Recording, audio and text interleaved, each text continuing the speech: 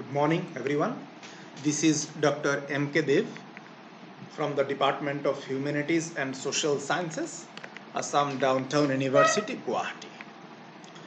Today, I shall be discussing on historical perspective of community development. So, before entering into the topic, let us know about the conceptual understanding of community development in India. A process that enables human beings to realize their potential, build self confidence, and lead lives of dignity and fulfillment. It is a process that frees people from the fear of want and exploitation. It is a movement away from political, economic, and social oppression.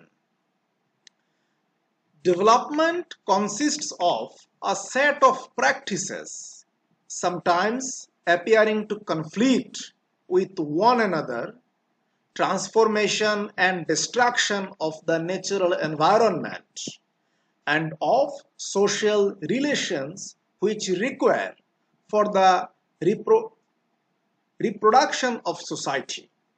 The general transformation and destruction of the natural environment and social relations, its aims is to increase the production of commodities like goods and services geared by way of exchange to effective demand. So development is a process resulting from the integration of a number of elements. From socio-political perspective, these elements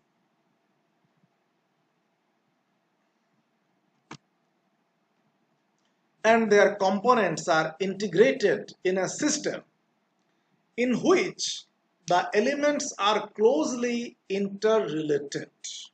That is, if one element changes, the whole system changes. Development generally means the improvement of people's lifestyles through improved education, incomes, skills development, and employment. Development also means that people should have decent housing and that they should have security within those houses. Development means that people should be able to read and write in order to develop or have better lives. People must get a good education because illiterate people do not develop as much as educated people do. It is therefore important that people get themselves a good education or send their children to school to get that education. An economist of the World Bank, Joseph Stiglitz, views on development is a transformation of society, a movement of traditional relation, traditional ways of thinking, and traditional methods of production to more modern ways.